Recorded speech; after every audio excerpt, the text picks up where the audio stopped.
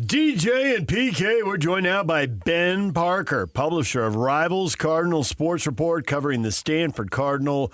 Ben, good morning. Good morning. Ben, we see headlines coming out of Stanford. Are the Cardinal all in on football and rededicated? They got a high-profile GM, a coaching change. Is this like a long rebuild and transition, or is everybody geared up for this season? It's a combination of the two. First of all, thanks for having me on. It's a combination of the two. What I mean by that is, on the one hand, I think that, they recognize, I think internally that, they have a lot of work to do to get back to the level they want to get to. And so in that sense, it's a rebuild situation, particularly when it's an interim head coach. Frank Reich, it's just an interim. So it's a rebuild. At the same time, they're also trying to preach that they want to be competitive this season and win as many games as they can. And certainly the message isn't to just throw in the towel for this season or look ahead to next year. They do want to win some games. So I think the idea is they want to have, a strong season relative to what other people might expect. We're talking, I think, 5-6 wins would cover that, I think, and build some momentum so that when the next head coach comes in, they're positioned to build off that, if that makes sense. Yeah, we think of Stanford, Andrew Luck, obviously quarterbacks. They've had a number of great quarterbacks over the years, and so I'm trying to figure out who is going to be the starting quarterback. Doing my research, Elijah Brown coming out of Mater Dei, which is down there in Southern California. He won 3 state titles. He threw for 9,200 yards, 115 touchdowns, only 16 interceptions. But Gil Branson over there from Oregon State has transferred in. Now, he played at the same high school, Newbury Park, as Cam Rising, the kid who had his success here at Utah. And so he's got a track record, and there's a couple other guys, too. What is your assessment of that situation? Yeah, it's a really good question. I think that obviously the fact they also brought in another kid, Dylan Risk from UCF as well. Yeah. On top of Gil Brandt. Yeah. So I think it's an open competition. I think at the moment I would have to say that Elijah Brown's probably your favorite to win the starting job. But I've heard good things about Miles Jackson, who's in that room. I've heard. I was hearing good things about Bear Bachmeier, who actually transferred to BYU along with other Tiger. True. So it's a pretty wide open position. I would have to say at the moment, I would lean towards. I think it's Brown's job to lose, but I think Dylan Risk coming in and Ben Gilbrandt coming in certainly adds competition to the room, and it's certainly not a situation where that position is set in place. I think if they had high confidence that Brown would be the guy, they had high confidence in him, like really, really high confidence in him, like I'm not sure they would have gone out and added 2 quarterbacks. So it's just kind of a wait and see situation, see who emerges in fall camp. But if I had to peg it, I would say Elijah Brown's the favorite. And then I got to say, having watched Dylan Risk a little bit, watching tape of him, he looks promising. So I would guess it's probably a Brown Risk battle. But once again, I heard good things about Jackson, and obviously Gil Branson's got something to offer. So it'll be very interesting to see how that shakes out. At running back, Micah Ford led the running backs with 309 yards rushing. That is a phenomenally low total. The leading rusher was quarterback Ashton Daniels at 669 yards. Is there a lack of talent in the running back room? Was the offensive line overwhelmed so a running back never had a chance? What went wrong? And that's the first thing you got to do before you decide how you're going to fix it. Because even if you're focused on throwing the ball, those are phenomenally low totals. They are very low totals. I think some of it was a function of trying to play to Ashton Daniels' strengths, given that he was kind of a dodgy passer. So I think part of the reason why they had him run and also quarterback Justin Lamson run, create a lot of yards, those are those guys' of strength. So I think some of it was a function of the running backs not get as many touches as maybe they deserved. And then the offensive line has had some work to do, has a lot of work to do to improve upon. But no, I wouldn't say that the lack of rushing yards from the running backs is a reflection of the talent in the room. Michael Ford's a very talented back. Chris Davis Jr. was a 4-star back out of high school. So was Cedric Irvin Jr. Cole Tabb was either a high 3-star or low 4. So I think it's a high 3-star recruit. So there's actually a lot of talent in that room It was just kind of a function of how the offense revolved around really kind of making the quarterbacks run more than normal because that was their strength. So I think that, with whoever emerges as a starting quarterback, we're going to see more kind of traditional quarterback play. And I think those running backs are going to get more of an opportunity to show what they can do. So I don't think it's a lack of talent in the room. They also added a really good a talented piece, depth piece into an also here from Eastern Washington that looks good. So I don't think talent's an issue in the running back room. I think it's a function of just those guys didn't get utilized as much as they probably should have or could have based off their talent, and then the offensive line was a problem. But, no, I think there's a lot of talent there. And also, too, youth as well. Michael Ford, true freshman. Cole Tapp, true freshman last year. Chris Davis Jr., true freshman last year. So those guys got a year in their belts. Now they're sophomores. So hopefully all those guys will take it up a notch. That's the hope there. I think they got to get some consistency on the offensive line, too. They only had one offensive lineman start all 12 games.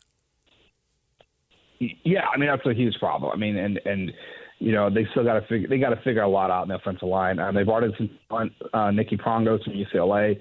Some of the guys too. So yeah, no, the offensive line is a major question mark. It has been the last couple of years. And so I think what they have to hope is that some of these guys that, were being developed last year will just continue to improve. There is talent there. Simi Pale, very talented guard. So there's pieces there, but, as you guys would know, it's a very developmental position, and they just got to hope that development improves for this. Tobin Phillips led the way on the D-line with 3.5 sacks. BYU is going to want to throw the ball when they meet in September. What does the pass rush look like? Who can add some spice there? Yeah, so they lost a big piece in David Bailey, who transferred to Texas Tech. That was a big loss because he was like one of their top pass rushers. No, I'm trying to think. Anthony Franklin, they got him. Who was the guy you mentioned? I didn't quite catch that. Tobin Phillips led the way with 3.5 sacks. Yeah.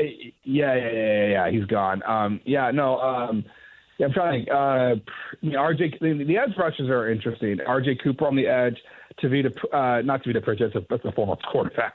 Teva Tafidi is a really talented edge rusher on the outside that can do some damage. Trying to think who else. They got a really good true freshman coming in, Adam Shovlin. Cole Patterson transferred from Yale back for a second year. But I think it's going to once again have to be the edge rushers on the outside. It's like RJ Cooper, Teva Tafidi, those guys. Anthony Franklin. So there's some guys that can do it. I don't know if there'll be one guy that really stands out, in that department. It's got to be a committee effort. But there's, like I said, there's some edge rushers out there that can do some damage for them, and I think they're going to rely on those guys too. And and in terms of pass rush, I mean, there's the defensive scheme they were running last year, at least, put some safeties making some blitzes, like former Olympus High School standout Scotty Edwards was doing some blitzes. So I mean, there's going to be blitzes from a lot of different places. It's not going to just be the defensive ends and linebackers, but I would say those outside linebackers, edge guys, are going to be the keys. So there'll be some talent there, but losing Bailey was obviously a huge loss. With all the quarterbacks on the roster competing, I think they can withstand the loss of Bachmeier, the quarterback. But Bachmeier, the receiver, they were counting on him as far as being a significant contributor, but he's gone too. As I look at the receivers, I think they need to get somebody who emerges, and maybe it might be the tight end Roush, who he had career highs last year in yards and receptions. Yeah, no. I think for receiving, I think they're going to rely heavily on Sam Roush on that room. And, they got a couple of young tight ends that are talented, and Aiden Black and Benson Blackburn, both those guys could emerge as well. But Sam Roush is going to have to be a big piece of that. They brought in a couple modern day guys, Jordan Onuvwe, I think that's how you say his name. He was a transfer from Colorado. And then C.J. Williams, who was a transfer from Wisconsin, who's a modern day guy and really highly rated out of high school. So I think you're looking at him as kind of your go-to receiver. I'm trying to think who else they got in that room. Bryce Farrell's back for a 6th year. That just broke a couple days ago. Very speedy guy. Yeah, there's actually losing Tiger Bachmeier definitely hurts, but there's a lot of depth there too. But I think of the guys that are kind of lead the charge. I mean, Roush, and then C.J. Williams, the transfer from Wisconsin, who originally was at USC, then transferred to Wisconsin, now is at Stanford. Those are going to be kind of your key guys. But yeah, Bachmeier was a major loss, particularly since he was pretty solid in the punt return game. He could return punts. And so for those that are BYU fans looking for what he could bring, don't be surprised if BYU uses him as a punt return man if they need that. He'd have to do that for him. But that's how that room is kind of shaken out, I would say. We've watched our local schools here. There's a recipe for winning. And when people vary away from that recipe, problems ensue. And when they come back to it, we often see teams get back on track. When Stanford was flying, they ran a lot of double tight ends. They ran a lot. Are we going to see that this year or no? I mean, Roush will be on the field, okay, but will somebody be out there with him, and will they commit to that or not? Yeah, I think that certainly I think Andrew Luck has a vision for the program. I think a lot of what worked for them back when he was playing, I think he'll try to re-implement. They certainly have the pieces to utilize two tight ends effectively. As I said, Benji Blackburn and Aiden Black, along with Sam Roush. There's a couple other guys too. I'm just blanking on their names, but there's some depth there. So I definitely think we could see some two tight end sets, especially in the red zone. That's something that I kind of saw a lot of in spring practice, was them using the two tight end set in the red zone. So yeah, no. I think using multiple tight ends is definitely something they're going to do, and really anything that was working during Andrew Luck's era, I think he's going to want to bring back. So if you kind of want to think back to what's his vision for this program, I think he wants to get him back to what it was like when he was playing here. And obviously the game's evolved a little bit since he played, but it's not been that long of a time. So I think what was working for him back then, he's going to try to bring back to Stanford. Ben, we appreciate the time. Thanks for being part of our spring football tour. We appreciate your time joining us on the Zone.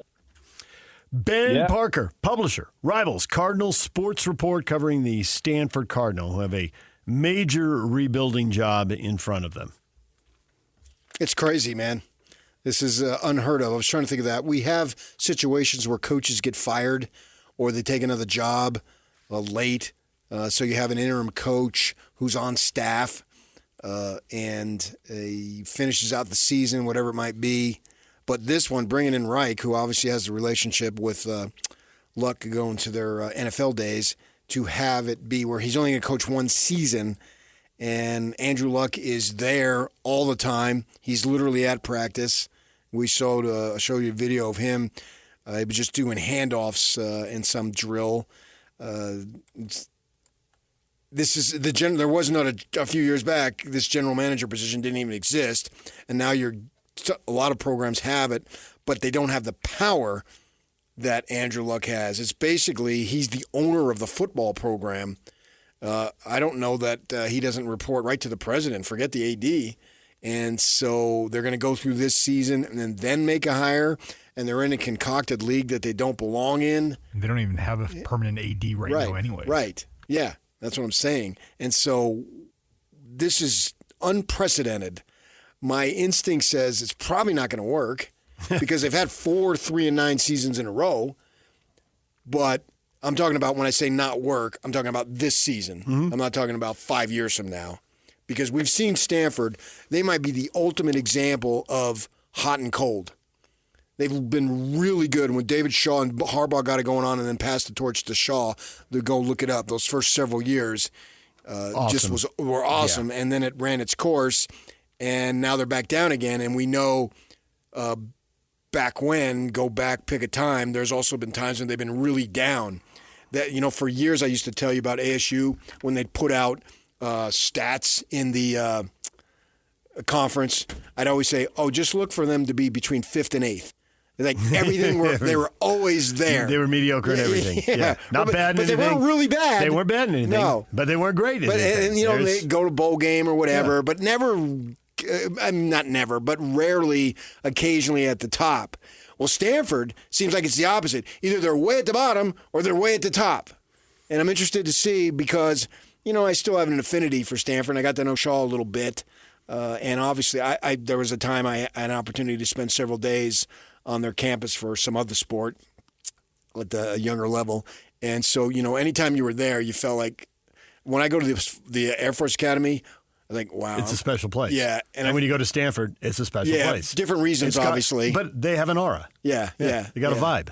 And so I sort of root for them, but I'm wondering where this thing is going to go. How do they go through a season? I'm looking at their stats in front of me right now. How do they go through a season with 11 rushing touchdowns, all by quarterbacks and none by running back? I mean, it goes back to what Ben said about unorthodox offense, and it was featuring the quarterback's running abilities, not the running back. But to not have one running back with one touchdown, what kind of upside down world are we in here? And you would say a 3-9 one again. Yeah. And you're right. So rediscover a running game, rebuild that. The pass rush was pretty iffy, depended a lot on blitzes, which, man, with BYU playing them, it's like, okay, so there's a chance for big plays, even if they get you one time.